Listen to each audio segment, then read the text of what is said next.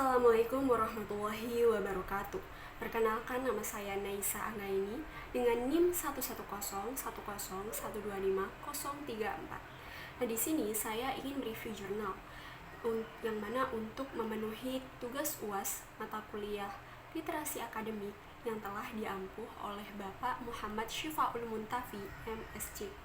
Nah, di sini saya ingin mereview jurnal yang berjudul Kajian Psikologi Pengaruh Kata-kata Negatif dan Positif di Media Sosial pada Mental Remaja. Nah, di sini nama jurnalnya itu adalah Jurnal Pendidikan Tambusai yang mana volume 9 nomor 2 tahun 2025. Nah, pada penelitian jurnal kali ini itu dilatar belakangi di mana media sosial sekarang itu sudah menjadi tempat utama bagi banyaknya orang, termasuk remaja di sini itu untuk mengobrol, mencari hiburan atau bahkan mengekspresikan diri mereka.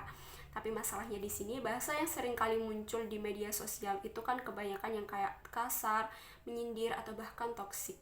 Nah, hal inilah yang membuat para remaja itu ternyata merasa cemas dan dirinya tidak percaya diri. Tapi di sisi lain, komentar-komentar positif seperti dukungan atau bahkan pujian itu juga sebenarnya bisa membuat para remaja ini merasa dirinya lebih dihargai lagi. Oleh karena itu, penelitian ini dilakukan untuk melihat bagaimana sih komentar-komentar tersebut itu ternyata bisa memengaruhi mental para remaja di sini. Di mana di sini metode penelitiannya itu menggunakan cara kualitatif, yakni wawancara secara langsung kepada 12 informan remaja yang berusia 18 sampai 21 tahun yang aktif menggunakan media sosial khususnya. Nah, di sini hasil wawancaranya itu dianalisis untuk melihat bagaimana sih pola-pola yang muncul dari dampak mereka aktif menggunakan medsos ini tadi. Kemudian di sini hasil pada penelitiannya itu menunjukkan 3 poin penting. Yang pertama itu, komunikasi lewat media sosial ini ternyata emang lebih sering terjadi karena menggunakan digital ini tadi. Tapi ternyata sayangnya hubungan yang mereka bentuk itu tidak terlalu dekat, alias tidak membuat mereka merasa dekat secara emosional. Kemudian yang kedua, media sosial ini memudahkan orang untuk memulai mengobrol. Jadi mungkin orang-orang yang mempunyai sifat pemalu itu bisa lebih berani memulai percakapan lewat chatting ini tadi. Kemudian yang ketiga, beberapa informan ini justru jadi kesulitan saat harus berkomunikasi secara langsung. Mungkin karena terlalu seringnya berkomunikasi secara digital ya. Jadi mereka itu bingung cara mengekspresikan diri mereka saat bertemu secara langsung.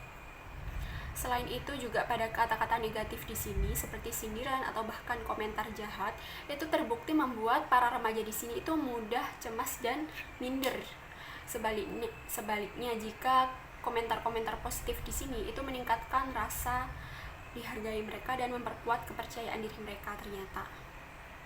Nah, masuk pada bagian diskusi atau interpretasi di mana hasil penelitian ini sesuai dengan teorinya Joseph DeVito yang mana telah menjelaskan bahwa komunikasi yang baik itu sebenarnya bukan dari soal seberapa sering kita dalam mengobrol, tetapi ternyata lebih ke seberapa dalam si empati dan keterbukaan yang kita bangun selama ini. Jadi, di media sosial hal-hal seperti kayak ekspresi wajah atau bahkan nada suara itu kan tidak terlihat.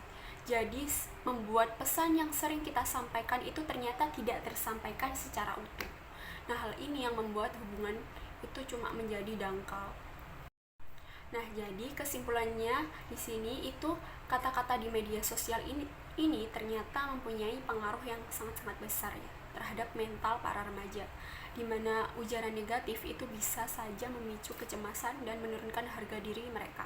Sementara pada ujaran positif itu juga bisa sebenarnya memperkuat kepercayaan diri mereka.